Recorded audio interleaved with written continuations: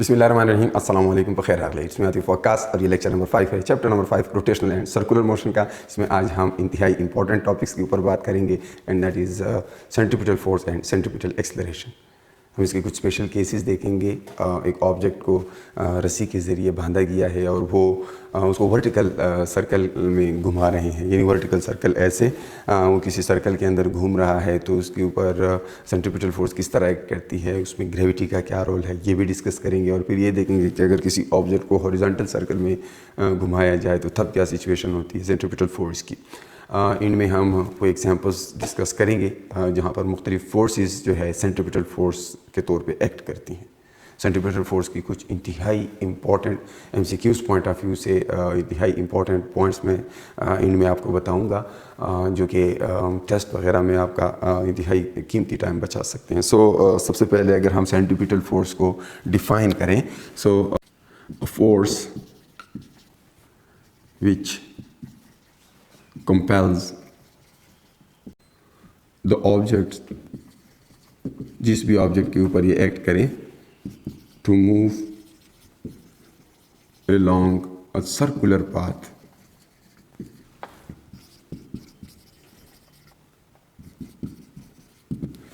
Centripetal force जब किसी object के ऊपर एक्ट करे तो उस ऑब्जेक्ट को सर्कुलर पाथ पे घुमाता है। ये मैं एक सर्कल बनाता हूँ और फॉर एग्जांपल किसी रस्सी के ज़रिए आपने कोई पत्थर बांधा हुआ है और उस पत्थर को किसी सर्कल में घुमा रहे हैं। वो सर्कल किसी भी तरह से हो सकता है, वो बाद में डिस्कस करते हैं कि वर्टिकल क्या होगा, हॉरिजॉन्टल क्या होगा। लेकिन जनरली जब भी कोई ऑब्जेक्ट सर्कुलर पाथ पे घूमता है, जब भी कोई ऑब्जेक्ट सर्कुलर पाथ पे घूमता है या कंप्लीट सर्कल है या सर्कल का कोई छोटा सा टुकड़ा है जिसे आर्क कहते हैं, तो किसी आर्क के एलांग घूमे या पूरे सर्कल के एलांग घूमे, ये ज़रूरी है कि कोई फोर्स उसके ऊपर एक्ट कर रहा होगा और वो फोर्स इस तरह से होगा कि वो बिल्कुल उस सर्कुलर पाथ की सेंटर की तरफ होगा।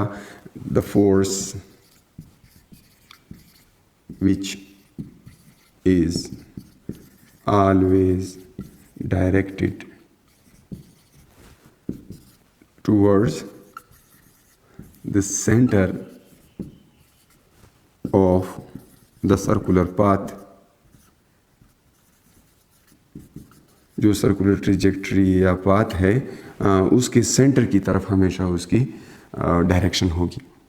ये दूसरी बात आ गई। तो centripetal force is a force which compels objects along a circular path and it's a force which is always directed towards the center of the circle, या सर्कुलर जो ट्रिजेक्ट्री है उसकी सेंटर की तरफ होता है। तो दो बातें आपको मालूम पड़ गई, एक तो ये चीज़ों को सर्कल में घुमाता है, दूसरा ये सेंटर की तरफ होता है।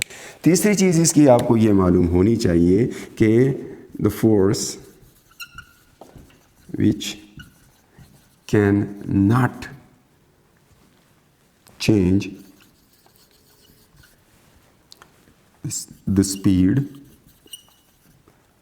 ऑफ ऑब्जेक्ट, इस ऑब्जेक्ट के ऊपर ये एक्ट करे, ये ऑब्जेक्ट की स्पीड चेंज नहीं कर सकते। अब ये तीसरी इंतहाई इंपॉर्टेंट बात है, अगर ऑब्जेक्ट की स्पीड चेंज नहीं हो रही तो फिर ये किस तरह की फोर्स है, ये फिर एक्सेलरेशन कैसे पैदा कर रही है। तो जनाब एक्सेलरेशन जो है वो वेलोसिटी के अंदर चेंज को कहते हैं और वेलोसिटी के अंदर दो चीज़ें होती हैं, मैग्नीट्यूड भी होता है और उसकी डायरेक्शन भी होती है। तो इस पर्टिकुलर केस में जब ऑब्जेक्ट सर्कुलर पाथ पे घूमता है तो उसकी स्पीड जो है चाहे कांस्टेंट भी हो लेकिन इसकी वेलोसिटी हर लम्हा चेंज हो रही होती है। अगर ऑब्जेक्ट यहाँ पे है तो उसकी वेलोसिटी जो है वो परपेंडिकुलर टू द रेडियस होती है। ये आपको पता होना चाहिए कि कोई भी चीज़ सर्कुलर पाथ पे घूमती है तो उसकी जो है मोशन की direction perpendicular to the radius होती है। ये मोमेंटम वेक्टर है और चूंकि अभी हमने बात की ये फोर्स वेक्टर है, लेकिन ये फोर्स सेंट्रीपिटल फोर्स है। टेंजेंशियल फोर्स भी हो सकती है, उस पर अलग से बात करते हैं, लेकिन ये बहरहाल सेंट्रीपिटल फोर्स जो है ये हमेशा सेंटर की तरफ है और मोमेंटम के परपेंडिकुलर है। और दूसरी बात ये, अगर ऑब्जेक्ट यहाँ पे आ जाए तभी मोमेंटम वेक्टर टेंजेंशियल होता है, जबकि फोर्स वेक्टर जो है वो रेडियल होता है, टूवर्ड्स द सेंटर होता है। ठीक है, तो ऑब्जेक्ट चाहे जिस पॉइंट पे भी हो सर्कल में फोर्स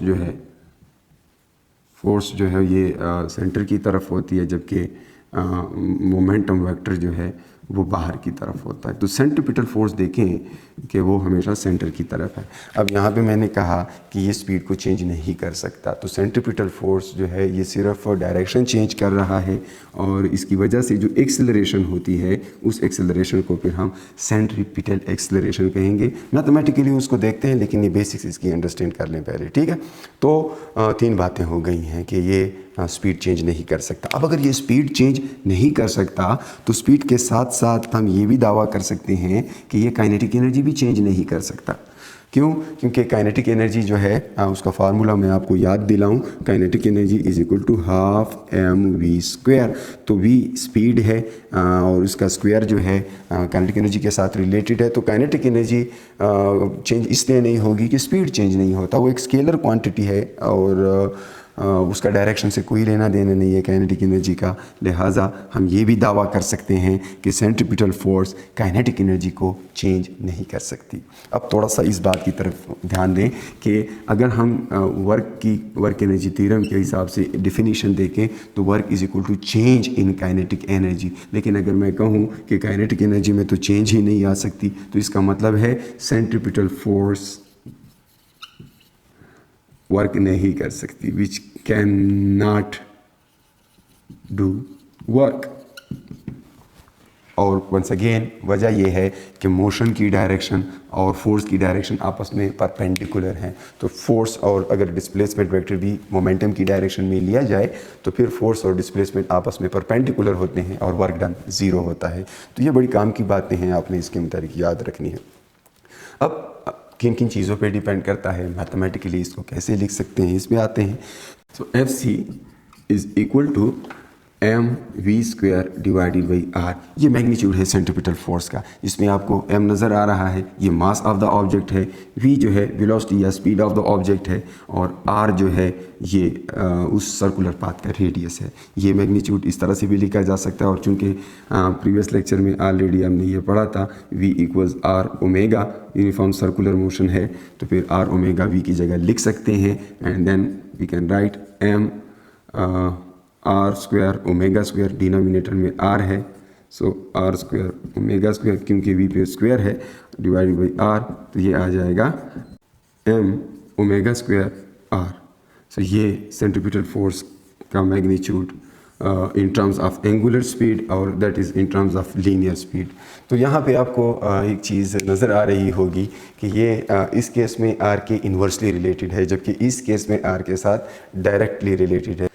तो इसमें आपने गिवन डेटा को देखना है कि आपको वैल्यूज़ कौन सी दी गई है। अगर कंपैरिजन की बात आ जाए, फॉर एग्जांपल 2 मुख्तलिफ ऑब्जेक्ट्स हैं और आपको कहा जाए कि जी एक का रेडियस 1 मीटर है, एक का 2 मीटर है और फिर अकॉर्डिंगली आपसे सेंट्रीपिटल फोर्स का रेशो मांगा जाए, तो फिर आपको लाजमी तौर पर बताया गया होगा कि उनकी एंगुलर स्पीड सेम है या उनकी जो सर्कुलरली पाथ पे घूमने वाली लीनियर स्पीड है वो सेम है।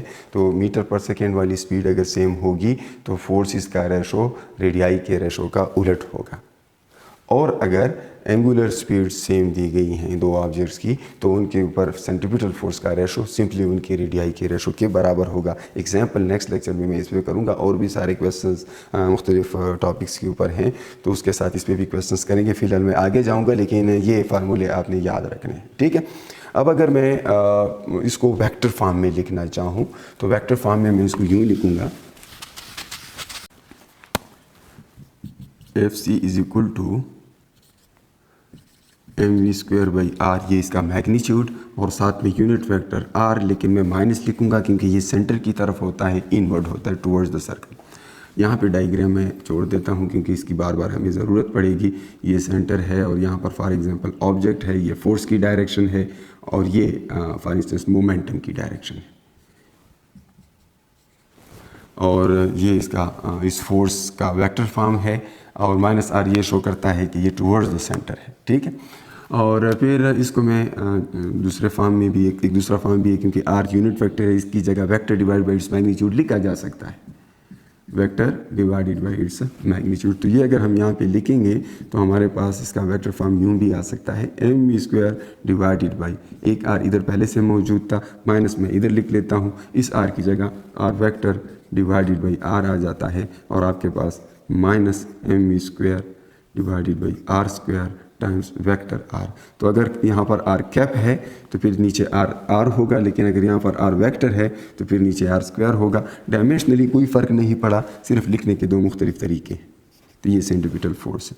अब ये आर जो है ये मैग्नीट्यूड है इस वेक्टर का। लेट सपोज किसी क्वेश्चन में आपसे कहा जाए कि आर जो है 4i + 3j है, ठीक है, और आपको मास बताया गया हो 1 किलोग्राम, और फिर कहा जाए कि जी वेलोसिटी जो है let suppose that is 4 metre per second, तो कितनी सेंट्रीपिटल फोर्स लग रही है।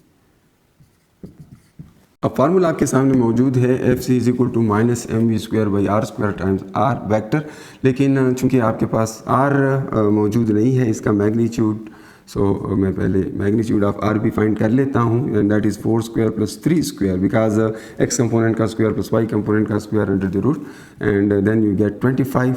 4² 16 आता है और ये 9 है, तो 25 का स्क्वायर रूट 5 आता है, तो r = 5 मीटर। तो जब ये वैल्यूज यहाँ पर मैं पुट कर लूँ, मेरे पास क्या आ जाता है, Fc = m है माइनस और ये 1, मुझे वेक्टर फॉर्म में रिजल्ट चाहिए, तो इसलिए मैं माइनस साइन भी साथ लिख रहा हूँ।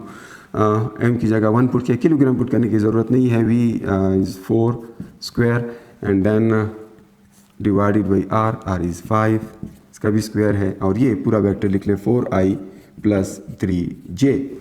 और जब इसको हम मज़ीद सिंप्लीफाई करें तो यहाँ से 16 डिवाइडेड बाई 25 आता है, 16 डिवाइडेड बाई 25 आता है, और साथ में क्या मल्टीप्लाइड है, 4i + 3j। ये आपके पास जी फोर्स है, और इसकी डायरेक्शन ऑलरेडी i और j यूनिट वेक्टर से पता चल रहा है। तो ये इसके साथ मल्टीप्लाई करें तो ये 64 divided by 25i + 48 divided by 25j, ये आपके पास सेंट्रीपिटल फोर्स आ जाता है वेक्टर फॉर्म में। लेकिन इस तरह के क्वेश्चंस अमूमन मेडिकल कॉलेजेस के लिए जो टेस्ट होते हैं उनमें नहीं आते, लेकिन इंजीनियरिंग के जो स्टूडेंट्स हैं या पर्टिकुलरली फिजिक्स के स्टूडेंट्स, वो इस तरह के क्वेश्चंस के लिए भी रेडी रहें, ठीक है। अब मैं इसके नेक्स्ट फॉर्म को भी वेक्टर फॉर्म में लिखता हूँ, इस फॉर्म को। ये जस्ट एग्जांपल के तौर पे मैंने ये क्वेश्चन सॉल्व किया ताकि आपको पता हो कि ये जो मैंने बताया ये इररेलेवेंट नहीं है। वंस अगेन, अगर v की जगह r ओमेगा पुट कर लें तो आप सेंट्रीपिटल फोर्स को वेक्टर फॉर्म में इस तरह से भी लिख सकते हैं, m ओमेगा², और r का जो स्क्वायर होगा वो डिनोमिनेटर के r² के साथ कैंसिल आउट हो जाएगा, और हमारे पास सिर्फ ये रह जाएगा। तो ये सारे मुख्तलिफ फॉर्म्स हैं सेंट्रीपिटल फोर्स को लिखने के, ठीक है। इन तीनों फॉर्म में इसको लिखा जा सकता है। आमतौर पर क्वेश्चंस बड़े आसान होते हैं, अगर न्यूमेरिकल प्रॉब्लम भी इसके ऊपर आता है मेडिकल कॉलेजेस के टेस्टों में, तो वो सिंपली मैग्नीट्यूड के फार्मूला से सॉल्व हो जाता है। कभी कभी थोड़ा सा इसको टेक्निकल कर देते हैं, इस फोर्स का ये जो सेंट्रीपिटल फोर्स लग रही है, इसका मेन जो काज है उस पर क्वेश्चन पूछा जाता है, जो एंड में हम डिस्कस कर लेते हैं कि जो फ्रिक्शन सेंट्रीपिटल फोर्स का काम करेगा, या Coulombic interaction between nucleus and electron centripetal force का काम करे, या कहीं पर कोई चार्ज पार्टिकल मैग्नेटिक फील्ड में इंटर हो, तो उस केसेस में सेंट्रीपिटल फोर्स के बहुत सारे फार्मूले बनाए जा सकते हैं, तो वो बाद में हम डिस्कस करते हैं। लेकिन फिलहाल ये आपने याद रखना है कि इस तरह से इसको लिखा जा सकता है। अब अगर मैं एक्सेलरेशन की बात करूं, सेंट्रीपिटल एक्सेलरेशन, ये फार्मूले सारे आपको नज़र आ रहे हैं। अब इनको मैं सेंट्रीपिटल एक्सेलरेशन के लिए अगर लिखना चाहूँ तो चूँकि आप जानते हैं कि F = ma, यहाँ पर सी सेंट्रीपिटल एक्सेलरेशन के लिए इस तरह लिखा जा सकता है। तो सिर्फ m रिमूव करने से हमारे पास ये सारे फार्मूले जो है एक्सेलरेशन के बन जाते हैं। लाइक इसमें से अगर मैं सेंट्रीपिटल एक्सेलरेशन के लिए लिखूं तो ये v²/r होगा, ये मैग्नीट्यूड है। फिर यहाँ से अगर मैं लिखना चाहूँ तो एक्सेलरेशन इज़ ω²r, और इन केसेस में अगर मैं लिखूं तो फिर हो जाएगा जी वेक्टर फॉर्म में सेंट्रीपिटल एक्सेलरेशन को v²/r, माइनस साइन यहाँ पे लिखेंगे यूनिट वेक्टर r की वजह से। फिर इस तरह भी लिखा जा सकता है, ये दूसरा जो फॉर्म हमने लिखा था -v²/r² टाइम्स वेक्टर r, और फाइनली इस तरह से भी लिखा जा सकता है कि -ω²r वेक्टर। और ये फॉर्म बड़ा यूज़फुल है क्योंकि इसको आगे जाकर हमने वो जो सिंपल हार्मोनिक मोशंस हैं उनके साथ रिलेट करना है, इसका उसके साथ बड़ा गहरा ताल्लुक़ है, ठीक है। तो ये फॉर्म आपने ख़ास तौर पे याद रखना है। सेंट्रीपिटल एक्सेलरेशन और सिंपल हार्मोनिक ऑसिलेटर की एक्सेलरेशन जब हम रिलेट करेंगे ऑब्वियस एंड ऑसिलेशन में, तो वहाँ इसकी फिर ज़रूरत पड़ेगी और ये इसका मैग्नीट्यूड होगा। बहरहाल ये सारे फॉर्म्स आपको याद होने चाहिए। अब कुछ उन एग्जांपल्स की तरफ जाता हूँ। जैसा कि मैंने कहा भी था कि वर्टिकल सर्कल में और हॉरिजॉन्टल सर्कल में कुछ बातें आपने ख़ास तौर पे याद रखनी है, तो उसकी तरफ जाते हैं। ये मैं मिटा देता हूँ।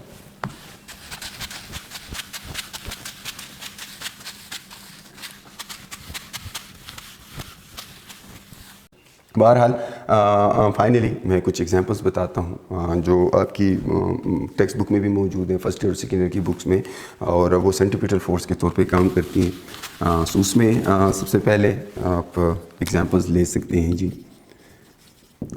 ग्रेविटी, तो ये सोलर सिस्टम में है। ग्रेविटी जो है acts as centripetal force, so F C is equal to M square by R and that is equal to G capital M times small M divided by R square. तो ये आप किसी भी formula की derivation के लिए direct लिख सकते हैं इन केस जब वो कह दें कि ग्रेविटेशनल फील्ड के अंदर, अर्थ की ग्रेविटेशनल फील्ड के अंदर या सन की ग्रेविटेशनल फील्ड के अंदर कोई चीज़ मूव करती है, तो सोलर सिस्टम हो या कोई भी प्लेनेटरी सिस्टम हो। दूसरा ये भी हो सकता है जब आप उसकी बात करें एटम की, तो वहाँ पर आप कूलम्बिक इंटरेक्शन देख सकते हैं। तो एम स्क्वायर बाई आर किस चीज़ की इक्वल होता है? कूलम लॉ के मुताबिक के Q1 Q2 by R square. और अगर Q1 को आप पुट कर लें प्रोटॉन, या चूँकि जी नंबर ऑफ प्रोटॉन होते हैं 3 या 4 या 10 जितने भी प्रोटॉन हैं, और हर एक का चार्ज E है, और इसके इधर E पुट कर लें या इलेक्ट्रॉन में माइनस E पुट कर लें। बहरहाल जी ई स्क्वायर भी लिख सकते हैं, केमिस्ट्री में आपने पढ़ा होगा। तो ये एटम के अंदर जो है सेंट्रीपिटल फोर्स यहाँ से आता है।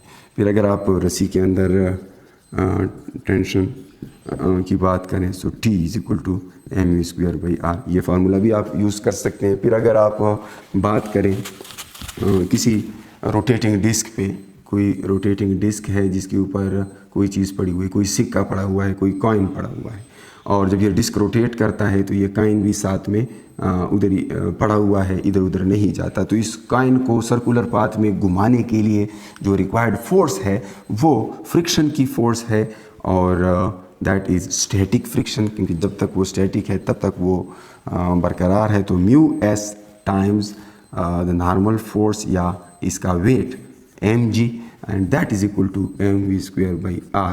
तो ये फ्रिक्शन जब सेंट्रीपिटल फोर्स के तौर पे काम करता है तो ये फार्मूला आपके सामने आ सकता है।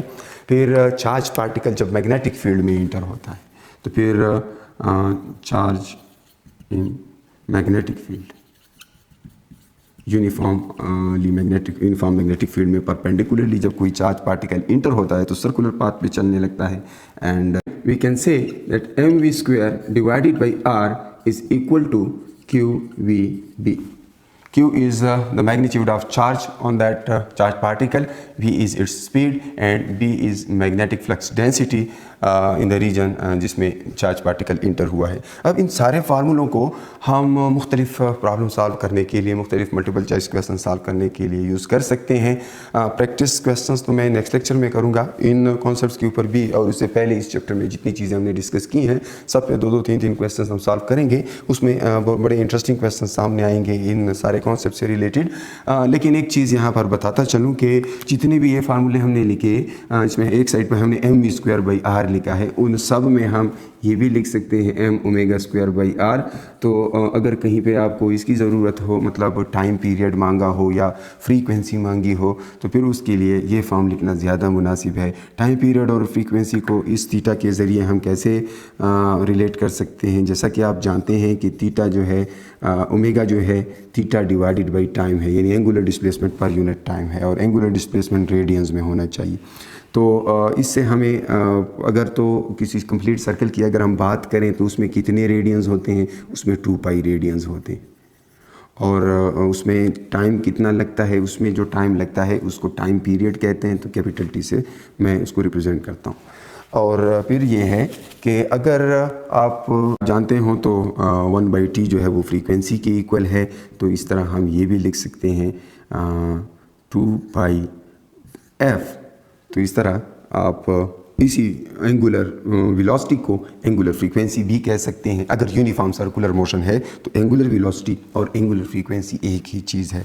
एंगुलर फ्रीक्वेंसी जो होती है वो इस फ्रीक्वेंसी के साथ रिलेटेड होती है। इसमें फ़र्क क्या है, ये फ्रीक्वेंसी रेडियन पर सेकेंड में रिजल्ट देती है, जबकि ये फ्रीक्वेंसी रिवोल्यूशन पर सेकेंड में रिजल्ट देती है या साइकिल्स पर सेकेंड में रिजल्ट देती है। कंप्लीट साइकिल के अंदर इतने होते हैं, ठीक है, जबकि इसका यूनिट रेडियन पर सेकेंड है। ये दोनों में फ़र्क है। और बाकी जब भी आपको ये चाहिए तो 2π से मल्टीप्लाई करते हैं और आपको रिजल्ट एंगुलर फ्रीक्वेंसी की फॉर्म में मिलता है। ये सारी चीज़ें बताने का सिर्फ एक मकसद है कि यहाँ पर जो है टाइम पीरियड और ओमेगा आपस में रिलेटेड है और फ्रीक्वेंसी और ओमेगा आपस में रिलेटेड है। तो इन सारे केसेस में अगर टाइम पीरियड या फ्रीक्वेंसी या इससे मिलती जुलती कोई चीज़ मांगी गई हो तो फिर आप ये कॉन्सेप्ट वहाँ पे यूज़ कर सकते हैं। और यहाँ पर आपके पास 2π टाइम पीरियड का होल स्क्वायर आएगा या 2πf का होल स्क्वायर आएगा। उस पर आप खुद प्रैक्टिस थोड़ा करें, बाकी जब इसकी ज़रूरत पड़ेगी वो आगे मैं उधर ही बताऊँगा। और अब मुझे इजाज़त चाहिए क्योंकि आज का लेक्चर काफ़ी लेंथी हो गया है, तो अल्लाह की अमान में रहें।